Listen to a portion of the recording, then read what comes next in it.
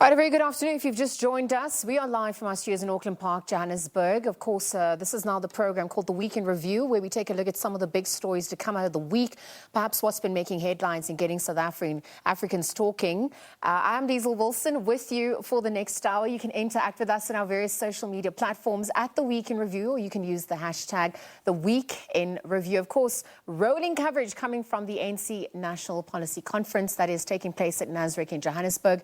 Again, our politics editor, Mzwandile Mzwai, of course, just giving us an update on some of the topics emerging from the commissions that have been taking place. Just shortly, though, we're going to be crossing over to a briefing that is expected to take place very, very soon. Perhaps now, though, let me introduce our analyst for more on this. For some more analysis on the 6th ANC Policy Conference, I'm going to be bringing in developmental economist Pelisa Nkomo. A very good afternoon to you, Pelisa. Thank you for joining us here on the SABC and looking forward to the discussion ahead. Good afternoon, Liza. Good afternoon to the listeners. Pelisa, we've obviously heard, since the policy conference has kicked off, it's based on 9 discussion documents that have been published as a basis for these policy discussions. And we've heard, quite a few sentiments being echoed as a result to date. And I wonder, in your opinion, do you think that they accurately present or they paint an accurate picture of the state of the nation, perhaps even the policy remedies that South Africans expect at large? What's your thoughts on that? I mean, one of the things that you have to take your hat off for the ANC is the fact that they're able to undertake very detailed diagnosis. And I think when you look at the documents, fascinating diagnosis in terms of what are the challenges that we're confronted with, right?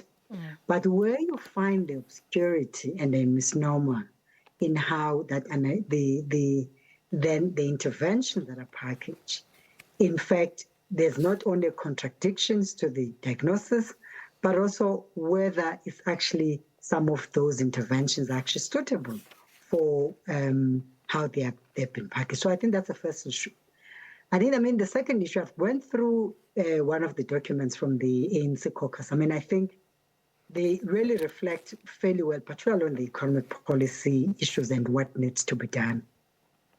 But I also do think that they are actually trapped again into the very same delivery model that we're currently challenged now.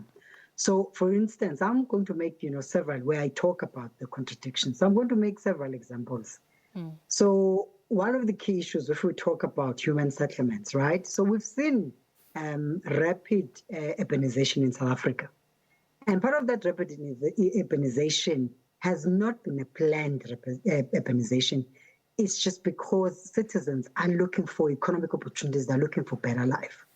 So in essence, you find people actually located in informal settlements, so which kind of really perpetuate, the geographic or spatial inequality that South Africans have been experiencing, particularly Black people.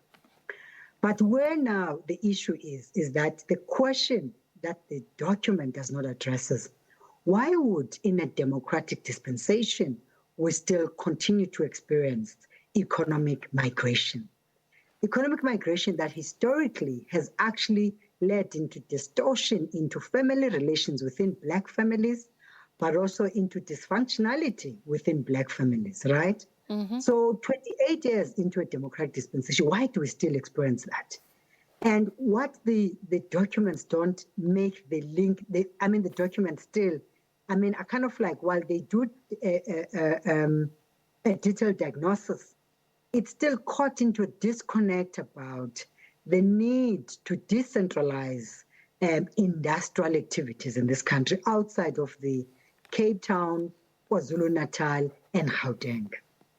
And it actually still talks about the need to build human settlement and provide RTP houses. And that's problematic because, by the way, it also speaks to the fact that while the diagnosis may be accurate, right, at a theoretical level, but it's divorced from practical issues. One of the practical issues is that if you go to rural communities, South Africans are building decent houses and decent homes, So meaning that they're yearning for building decent families and communities. But because they are compelled by the design of our macroeconomic policy, now they have to be forced into economic migration. And this is the economic migration that Black South Africans have been caught into from their grandfathers coming to work in the mines, their fathers, and now even the very younger generation. So that's actually quite problematic. And I do think that what the ANC document should have been a custodian of making sure that there's a shift from economic migration, but in fact, that there's a restorative agenda embedded into the economic policy. And then the second issue I want to raise is that, again, when you look at, for example, how there's a strong argument around the role of state-owned enterprises in the economy. Again, it's still, caught into the same argument. So you don't see a lot of creativity, right? You don't see a lot of innovation embedded in the policy. And some of the arguments, dates back from the Mangaung conference in 2012. I don't know if you recall the concept of the second transition, but, it's still exactly the same issue. There's nice arguments around, if I even speak about education, for example, and the need and how COVID has actually exposed education inequality, within South Africa. We've seen how the class issue came, very sharp within just access to electricity, access to computer, and the fact that, some children literally relied on the WhatsApp for them to communicate with their teachers. So how the document is packaged as though we are actually in 2012, in 2022, and there's no sufficient analysis in as far as where is South African society is as of now, and where do we see people, and how do we make it sure that we refer certain things. Industrial planning, by the way, is influenced by the state. It's not influenced by the private sector. And as long as we continue to pursue an industrial development that is actually determined by private sector, we'll continue to have some of these challenges that we're confronted with. I think there are some policy propositions that are, progressive but quite generic. And again, as I said, that, they were contained in previous documents, which speaks about, small medium enterprises, for example, which speaks about the role of the financial sector and the need to actually make it sure that, there's a much more risk-averse approach in as far as access to finance. But again, there's still kind of like vagueness in terms of what actually needs to be done. The issue of oligopolistic or, private sector in South Africa, it's a massive issue for people who want to participate in private sector and become entrepreneurs. Okay. The documents, the sad thing about document, it is absolutely no gender justice agenda, embedded in the document itself. When we know, in fact, that the statistics shows that 40% of Black women in South Africa are not only disengaged, but they lead unproductive lives, right? And so in essence, that should have been, and I think the point here is that the use of available data to develop policies has not been integrated into. And I think, and that's why at a diagnosis level, the data is used, right, to affirm the diagnosis, but also how do you then build that into a solution-oriented approach is actually quite absent. Palisa, you've said quite a lot, and I'm so glad we've touched on all those points. Perhaps to add more depth to what's come out of what you said, I want to break it down a little bit further. Firstly, you spoke about the contradictions that are present, during some of these policy discussions, perhaps how the policy objectives versus the policy strategies and implementation seem to not be on the same, seem to not be coming forth at large as we're speaking. Let's go back to the issue of the economy, seeing as this discussion is going to be looking at the policy documents and how they can impact economic transformation. And I want to go back to your point of, diversification of resources. There was that link that you spoke of between economic migration. And as we look at the urban and we look at the rural for capital accumulation at large, I wonder if you could speak to, the need for diversification of industries, of production in South Africa. I'm asking this because we can't ignore what happened about a year ago, where that need to diversify really came to the fore for South Africa. Mm-hmm. You know, let me start by saying that, for instance, I mean, equitable inclusive growth, at the heart of it is to ensure that both women and men in South Africa have access to opportunities, you know, and there are three spheres of the economy unto which those economic rights should be enjoyed. One is production, which is, I'll speak about it. The other one is a social reproductive work, which is mostly undertaken by women in looking after, you know, children, raising families. And then the third one is also, you know, access to finance, and how finance is linked to, it's such an important variable because it's a factor of production. So now let's then talk about the diversification. So now the democratic dispensation had inherited, right, an apartheid-designed economy, which in fact was designed for, you know, very few people. But also the state had put in massive resources into that. And that's why, you know, South Africa, for a long time, I mean, even now, remains the most industrialized country in the continent, right, comparatively speaking. Yeah. Because part of it was that the state had injected resources. Now, South Africa had actually, between 2000 and 2019... Pelisa, I'm going to ask you to just pause on that point very quickly, because our discussion continues. We just want to quickly go to the ANC live briefing that's taking place at the NPC briefing. Let's cross live there. Pule Mabe is about to speak. We had a successful start of the 6th National Policy Conference yesterday. The President opened the policy conference. Credentials were duly adopted by conference. A number of discussion documents were presented to plenary. This included strategy and tactics and balance of forces, organizational renewal and constitutional implications, gender equity and emancipation of women, combating state capture and corruption. And as soon as the papers were presented, we then brought the presenters to come and interact with yourselves. This happened yesterday. All the engagements did take place. We finished here quite late. We must commend the over 1,500 delegates representing all of the 9 provinces and the 53 regions in the Republic for the manner in which they carried themselves. Quite disciplined. There were no issues that would have created a worry or concern or something that sought to suggest that the policy conference may collapse.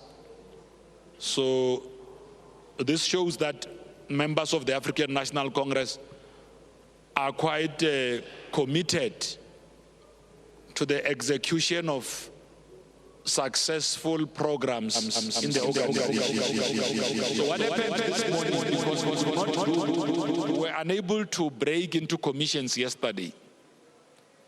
So what happened this morning is that all of the discussion documents that were placed before plenary yesterday were then being discussed by all of the commissions. Strategy and tactics and balance of forces, organizational renewal and constitutional implications, gender equity and emancipation of women, combating state capture and corruption. All the commissions this morning were discussing that. We are now on a lunch break. After lunch, we'll immediately move to the 8 areas that have got to be discussed, which is peace and stability, social transformation, education, health, science and technology, culture and heritage, international relations, legislature and governance, communications and battle of ideas, as well as economic transformation. Once we are done with these commissions or presentations are being done there, we will bring the different presenters or chairs of subcommittees to yourselves to come and do what we did yesterday. I'm not sure what we are trying to do, Comrade Leo, because it's just a distraction.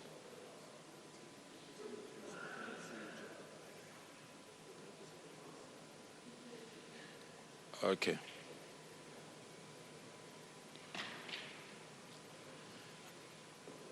So that's what is going to be happening. So we will bring all the different chairs of subcommittees or those that will be leading the presentations to come and talk to yourselves.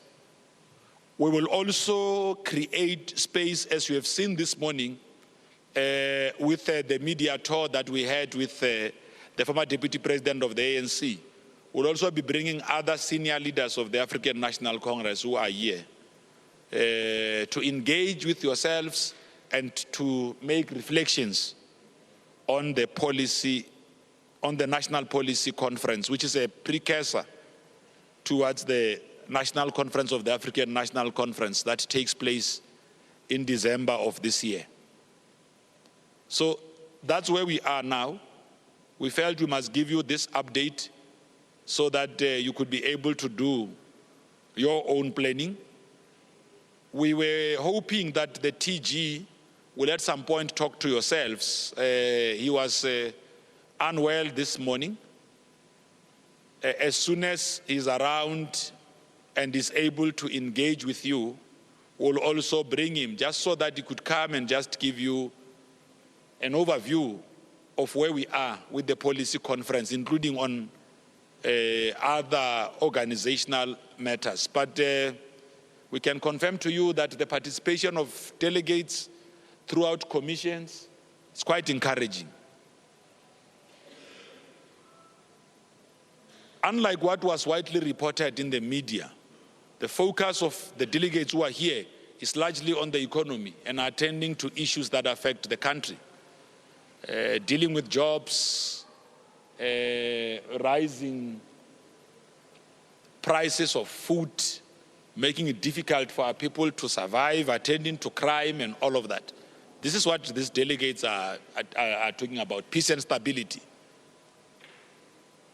So that's where we are. If there are any questions of clarity in terms of how the program is unfolding, you are welcomed to ask.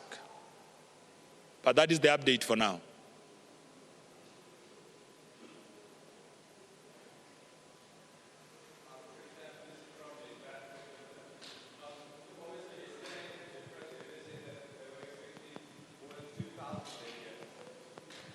They were expecting more than 2,000 delegates. Now you said that there were 1,500 delegates that were registered. What happened to the other 500? Why are they not here? No. 2,000 include yourselves. On the 2,000, we also counted the media. There's just over 1,600 delegates who come from provinces. And then the other component is made up of yourselves, staff, guests, and all of that. But everyone who is expected to be here is here. Actually, the people who are oversubscribed is yourselves. You were supposed to be 200, you are 453. So you are oversubscribed.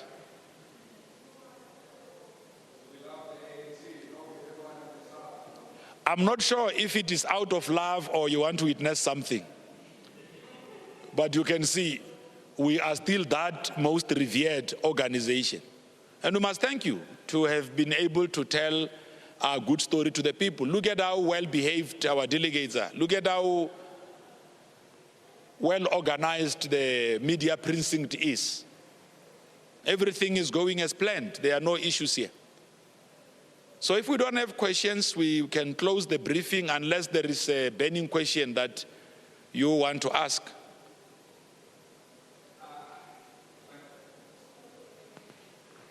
My name is Lukanya Talata from Newsroom Africa. I just wanted to know if there's any chance maybe if we could request one or two delegates that we would like to speak to, if that's possible. For instance, Pravin Gordhan, I'm not sure if he's on the list. For instance, I didn't hear. Pravin Gordhan, if that's a possibility. No, that's fine, that's fine. Look, you are welcome to request to speak to any member of the National Executive Committee. The team that is here from DIP is supposed to support yourselves with all of your requests. That's why we're here. So any member of the NEC that you want to speak to, you are most welcome to ask them. Actually, we get worried when we see you talking to them outside our requests, because then it suggests that it means our authority gets to be eroded from time to time. So if it is recognized, you ask from us. We can even give you, big things. Well, what we are trying to look at the possibility of, as we close conference, the possibility of that engagement. We've done it January 8, so we are trying to look at that. So it's just a matter of logistics. We've done it before. So we'll talk to the president, we'll check what the diary permits. If it does allow for that space, we'll open for that so that you could have a bite with yourselves. Yes, Gavin?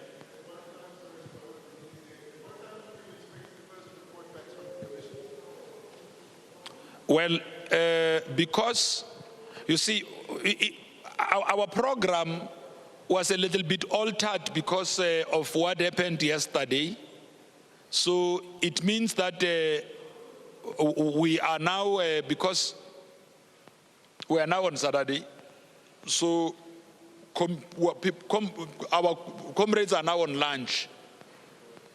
So when they come back from lunch, all the 8 commissions will be sitting. The very first one to complete will then bring the chairperson of the subcommittee to come to. So there's going to be a series of briefings throughout the day. Well, let's say it's now 1:30. We are expecting comrades to go back around 2:30, 2 o'clock, 2:30. So you are looking at the first, because so let's plan for 4 o'clock. Say from 4 o'clock we can start between 3:30 and 4 o'clock. But what we will do is that I will get the DIP team to come, and so there will be a team this side, there will be another team of ours on the other side of commissions. So they will be able to give an indication so that you can plan better. But with what Lucanio had asked, we will still be making comrades available. So you are not going to run dry. There will be comrades available, but I've seen that you also have got walk-ins. There are those that just pass by and all of. So we'll allow you to do your walk-ins, but our preferred method of work is for us to at least bring guests to yourselves at your request. Then in that way, we manage the things better. Yes, you can come in. Thank you again, it's Govind. Just another question. Yesterday, the general manager, Phoebe Potgieter, said that there are about just under 600,000 ANC members that are in good standing. She says the membership of the party is at 1.6 million. That's about 1 million ANC members that are not in good standing. What does that mean? No. What is, you see, it's a combination of factors. We are in the process of, so we have automated the membership system of the ANC. So in certain instances, you find that it's issues of ID, it's issues of addresses and all of that. So we're now cleaning the data to make sure that the entirety of the membership system of the ANC is fully automated. Now, that automation process comes with its own glitches. It's like moving from analog to digital. You'll always have issues. So we're dealing with that. Doesn't necessarily mean that comrades are bogus members or they've not paid their membership. It's a combination of factors. And the ANC is dealing with that. But in terms of where we are, just those that are now on our record, on our database, we're almost going towards 2 million now, which basically suggests that we are not an organization in decline. We're a growing formation. We just have to make sure that we deal with all of these things. There's no organization in this country that has got the membership that the ANC has got. We pride ourselves with that.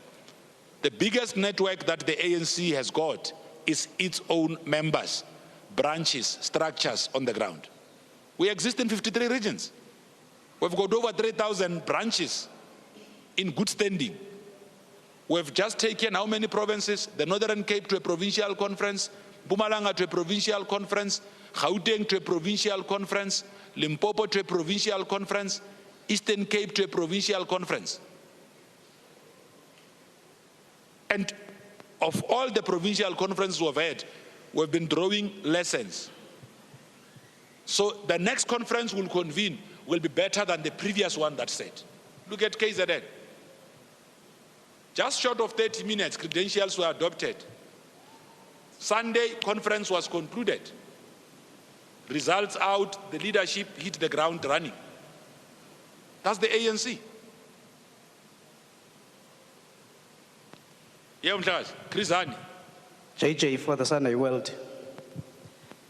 There has been some suggestions that, there are some comrades who've been suggesting that there's a need for re-auditing of all ANC membership to root out the rogue elements within the party. Has that come in the discussions or is it still gonna be discussed?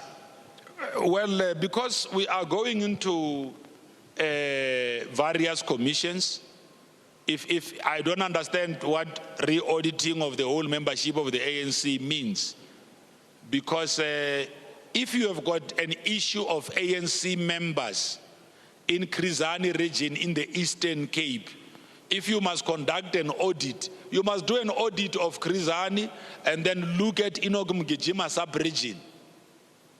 So you can't make the problem of a region and a sub-region universal to the entirety of the ANC. It will not be correct. So if there are comrades who want to raise that idea, because we're a dynamic organization, tolerant of dissent. If a view like this comes up, the ANC will never say, the ANC discusses anything and everything. We don't stop people. If you want to raise a view, we don't suppress people. We're a democratic organization. We allow comrades to raise whatever views that they may have. Because building a strong organization happens out of tolerance. Must be tolerant of every view in the organization. I take it that we've addressed all of your issues. We will start coming back 4 o'clock, with time between 3:30 and 4 o'clock to start bringing in guests. So what the team will do is that it will put in an update on the group on who we are to bring first. So as soon as they are done, the plan is once they are done presenting papers, while discussions are taking place in commissions, we will bring the chairs to come and talk to yourselves. Does that help? Is that helpful? Okay.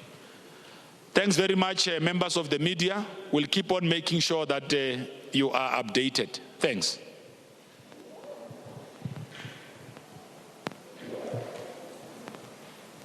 That was a live briefing from Nasrec, Johannesburg ANC spokesperson Pule Mabe, giving us an update on what we can expect for the rest of the day. This as the 6th National Policy Conference gets underway this weekend for the African National Congress, speaking about quite a number of issues, how some of the breakaway sessions could not happen yesterday, and of course outlining some of the topics that we can expect for today, including looking at commissions of peace and stability, there's social transformation, education, culture and heritage, legislature, communication and the battle of ideas. So, of course, rolling coverage that we're going to be bringing here on the SABC. But let me bring our developmental economist back into the conversation, Palisa Nkomo. Thank you very much for being with us here on the SABC. After that briefing by Pule, of course, the issue of the number of delegates that are in attendance coming to the fore, whether there's displeasure or not surrounding how the attendance of the 1,500 delegates perhaps impacts the way forward. What questions and concerns arise for you at this point as we hear what Pule Mabe just echoed? I mean, look, obviously, the ANC has its own processes in as far as who should be attending the policy conference. So in this instance, I think he clarifies that it meant, it's 1,600 delegates, and the 400 would include media and I suppose other special guests. But of course, there's been a raging conversation by there because ANC gets voted by between 10 to 12 million citizens in South Africa. And part of that has been that shouldn't actually the policy discussion of the ANC be opened to those who get to vote for the ANC, in addition to those who are members of the ANC. So part of the renewal agenda of the ANC is fundamentally to make it sure that it actually modernizes its systems, but also it recognizes those who actually get to vote and grants power to it for every 5 years. So it will be quite interesting get to hear what is the commission. I think there's a commission on that looks at organizational issues, whether and the renewal, whether what type of a concrete proposal will be coming out from there, because there's been a very strong outcry for a much more bigger stake and participation of citizens beyond the structured engagements of the ANC, which is amongst those both the policy conference, but as well as the national conference. In fact, I'm aware that already the ANC had even started recognizing the participation of people through the BGMs, through the Zoom, the online platforms, which were never part of it. I mean, historically, for those who have been activists, for those of us who've been activists, you needed to physically be in the meeting. So I do think that, but the process of renewal and the commitments that gets made into this policy conference have to be implemented, because I do think that the ANC, both its members and as well as leadership, can actually feel the pressure for the renewal and change. And part of that change has to do with the quality of that makes into a position of power. Well, speaking of which, just before that briefing, we were obviously in conversation about, the link between rural and urban development and the diversification of capital accumulation. You also brought in the element of women and, advocating for gender justice and inclusion. To date, we know that poor women are still bearing the brunt of economic and social challenges, and women's experience in the economic discourse in particular, obviously requires us closing that gender gap. When we look at these patterns of gender inequality, patriarchy at the end of the day is still defining these macroeconomic frameworks for the country. Mm-hmm. No, absolutely. In fact, I was happy when Comrade Pule was making an announcement on that there's a commission on gender equity and women's emancipation.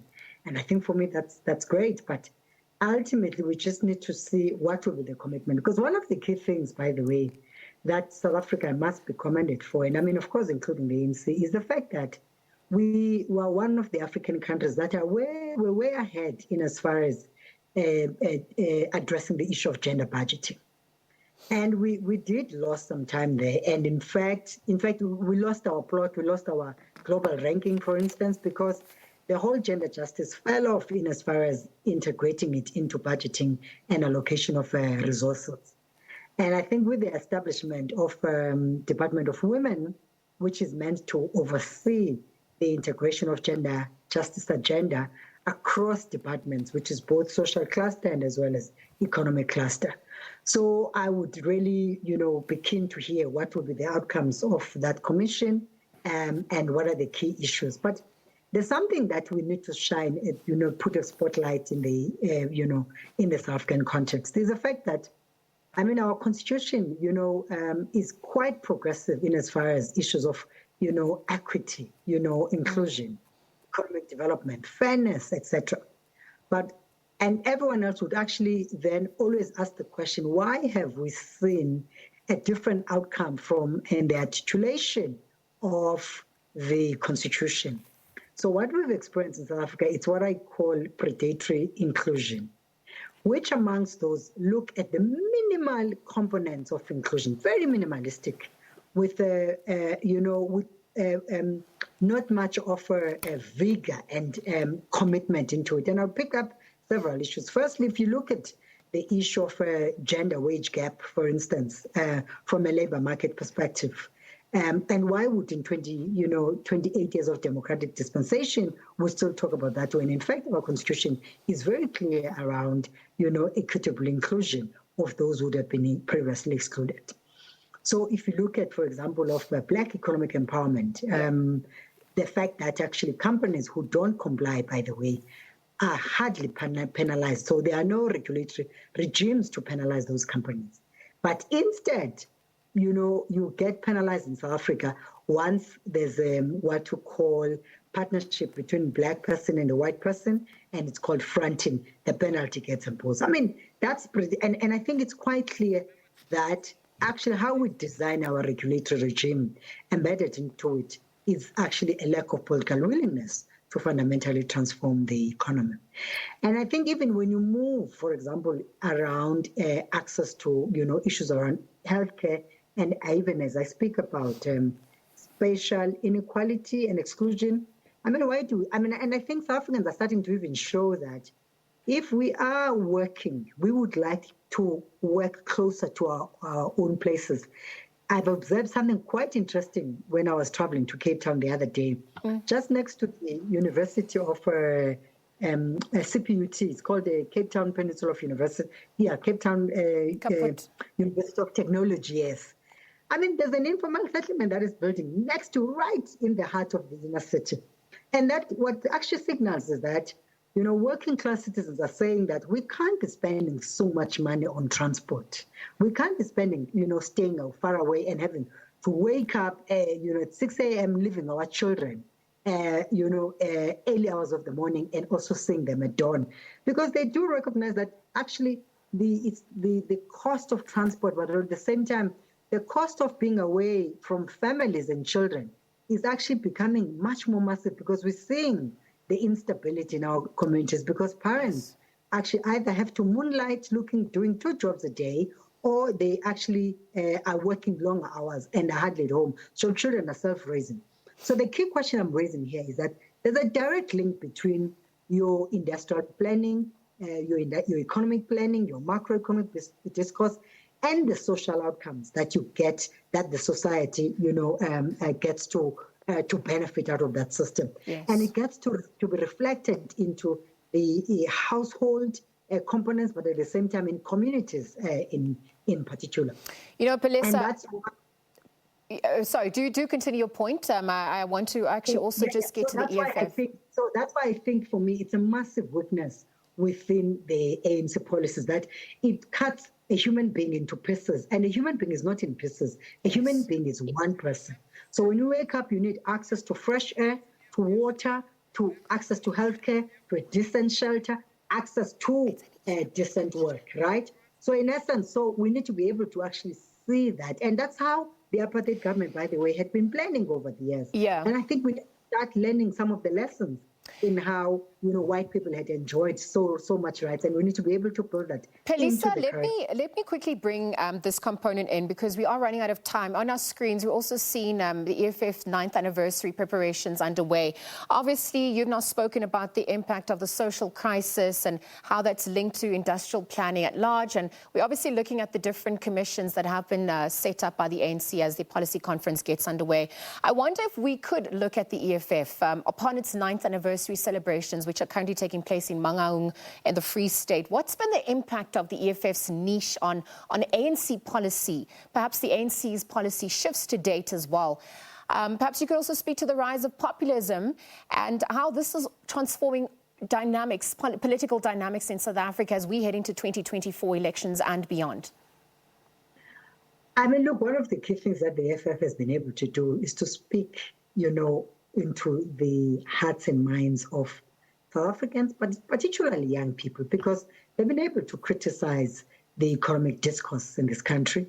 And you'd know, for example, with the recent unemployment statistics, I mean, young people, I think, are sitting just above 60%, who are disengaged, unproductive, and completely left out, and they see their dreams, passing them by. And the danger, really, by the way, about that is the fact that once you integrate younger people into an economic system or even a social system where they are involved, whether they're doing work in NGOs or they are starting work much more later, it also means that their growth trajectory takes longer. They achieve much more later, and that then gets to define the nature of society going forward, meaning that people get to achieve very late in their lives. And obviously, that's had long-term implications for the country in the long run.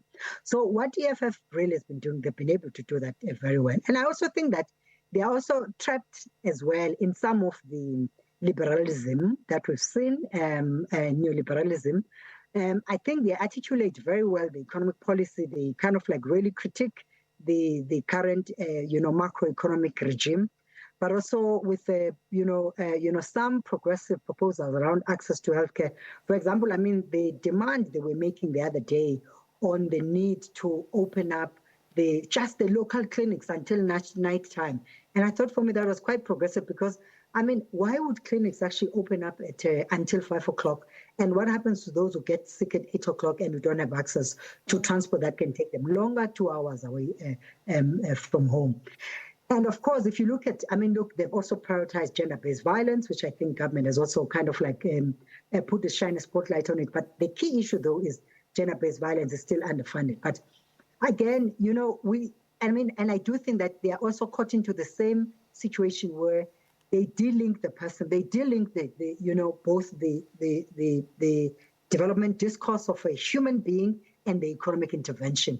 And I suppose part for me, by the way, and I'm going to really wear my feminist cap here in particular, is that, when the patriarchal system is embedded in both public governance, planning, but as well as economic governance, amongst those, it has fundamental spotlight. And that's why in the feminist community, there's been a very strong demand that you need to center those who have had a history of exclusion right into the macroeconomic planning, including allocation of resources. And I'll make one example, which I think, by the way, is quite progressive. Yes. Is the development of national planning, national strategic plan on gender-based violence. Yes. Which actually, links up 5 important issues. It links up leadership and accountability, meaning that we need to know people, we need to see accountability and leadership commitment in dealing with gender-based violence. It links up with access to justice. The whole issue about delayed justice is a justice denied. Yeah. The third issue, which is so fundamental, is the issue of healing in South Africa. I mean, we know the history of violence in this country that dates back from 300 years, and including the apartheid. So we know violence. That's why when people misunderstand each other in this country, the only thing they can do, instead of conversation and even exploring alternative ways of dispute mechanism, it's either if they beat each other up or they take each other. Philisa Nkomo, let's leave the conversation there. Thank you very much for joining us on the SABC, for echoing those sentiments. Again, the ANC's 6th National Policy Conference is currently taking place.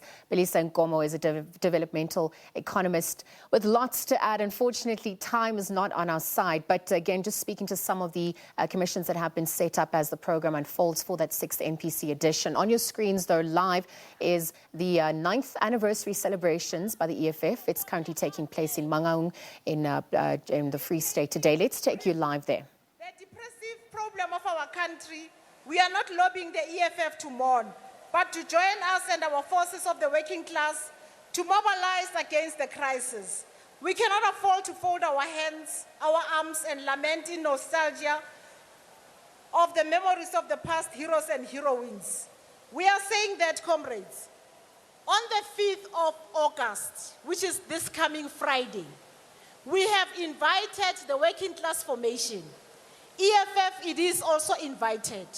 We are saying that let's come all of us so that SAFTU has actually agreed that the 24th of August, it has to be the National Day of Action. We are saying that EFF must join us in that day so that we plan, comrades, on the day of action. It cannot be that we will fold our hands while crisis challenges that are confronting workers, we cannot do anything. We are saying, Amandla, hi hole, EFF, hi hole. Amandla, happy birthday, EFF, happy birthday. Thank you so much.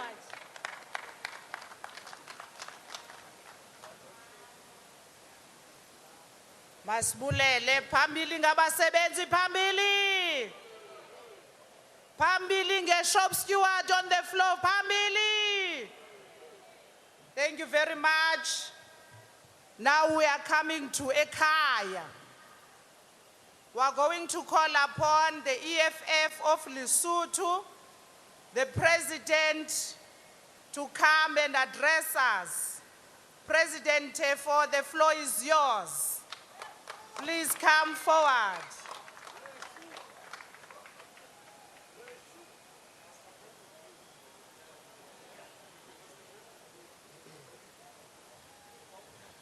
Amandla, Amandla, hi hole EFF, hi hole, hi hole economic freedom fighters, hi hole.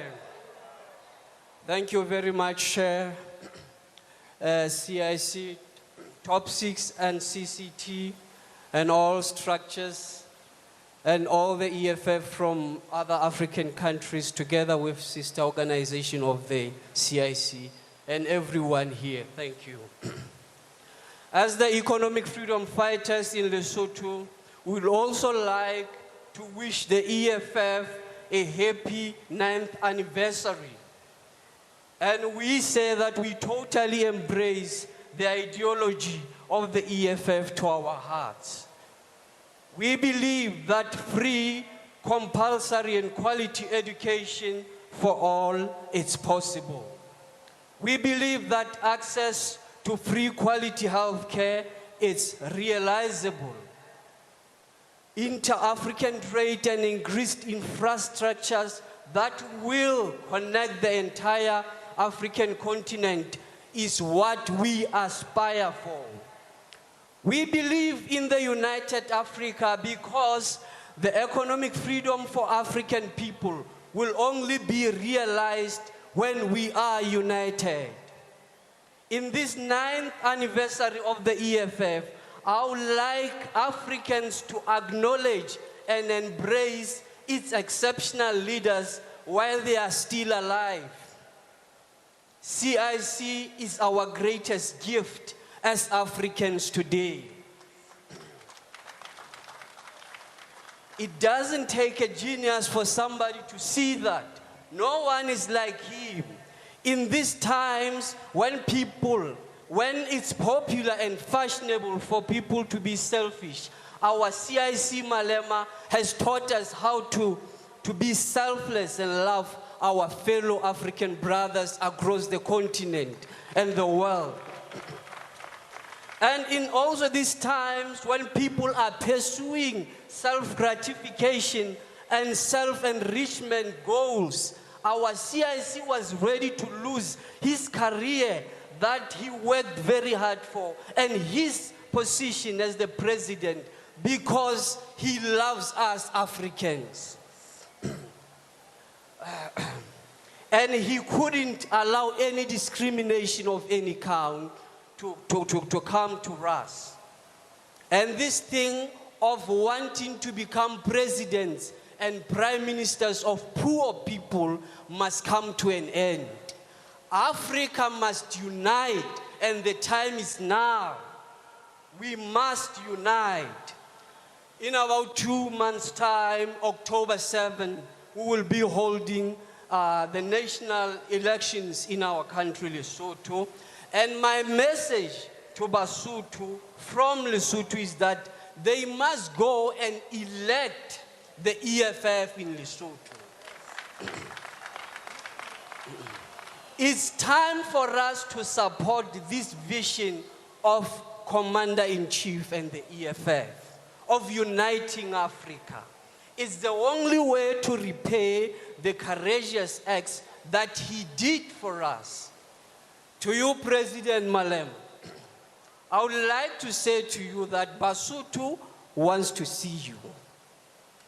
They want to hear you speak to them. And before the elections, please pay Lesotho a visit and point them a direction. Africa e lokela ho kopana mme re Basotho bohle hohle mo ba leng teng ha ba ya ba ilo kgetha EFF Lesotho le lona le ba jwetso ba ga tseba ba boholo ba mona ha ba ya hae ba ilo kgetha EFF Lesotho ke nako go jwale ba bontshe support ho EFF hobane e ba thusitse ebile e ba sireleditse ka nako e telele. Thank you very much.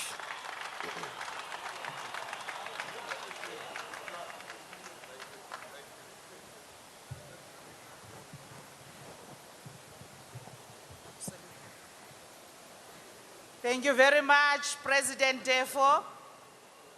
Alala EFF Lesotho, alala. Forward to economic freedom in our lifetime, forward. Now we are going to call upon Dr. Tumi to come and grace us on the stage. Happy birthday, EFF, happy birthday! Those are live visuals coming through from Mangaung in the Free State, the EFF's 9th anniversary celebrations, of course, taking place today.